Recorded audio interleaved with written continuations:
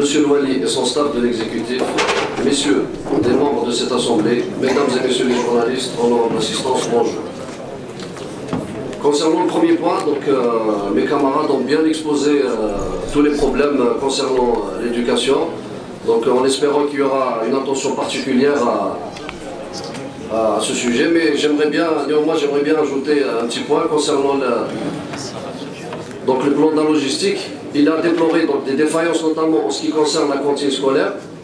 Nous suggérons le déploiement d'une stratégie innovante et des solutions pratiques. Faire appel à des traiteurs à l'échelle d'une commune ou même d'une daïra, ou bien carrément investir dans une cantine centrale, à travers un restaurant central unique, coûterait moins cher au trésor public et réglerait le problème des disparités entre communes ou entre établissements. Ça veut dire qu'il va y avoir une cantine centrale, peut-être par commune, qui va livrer les différentes écoles. Ça évitera le gaspillage et pas mal de choses.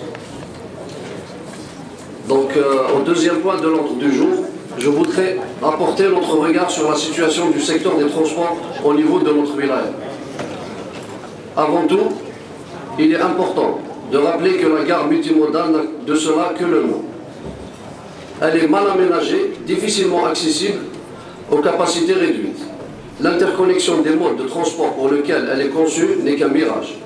Chaque mode fonctionne seul et sans coordination aux complémentarités avec les autres. Le mode ferroviaire est à la traîne et peu valorisé. Sa gestion est chaotique, notamment au plan de la régularité et de la clarté de la communication. Des navettes sont annulées ou même décalées sans que les clients n'en soient informés. Les transporteurs des autres modes, comme les bus et les taxis, font la loi des prix et l'administration est impuissante devant ce diktat que c'est le citoyen.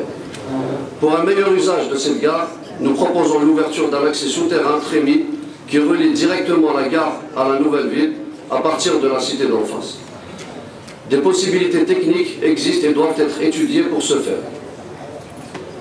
Également, nous proposons l'édification d'un parking à étage sur le terrain attenant à la gare. Cela désengorgerait la ville et permettrait un meilleur flux à la gare routière. Pour le confort des usagers, il faudra songer à équiper toutes les stations de transport en commun d'abribus.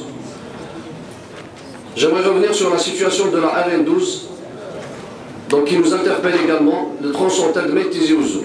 Après les travaux de réfection entamés, des défauts apparaissent, notamment le voilage des voies.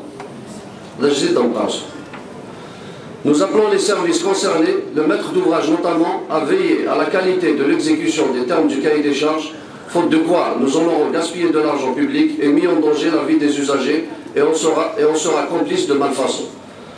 Aussi, pendant ces travaux, un manque de signalisation terrible qui a causé énormément d'accidents pendant la réalisation. Et je vous remercie. Je reviendrai au divers, monsieur.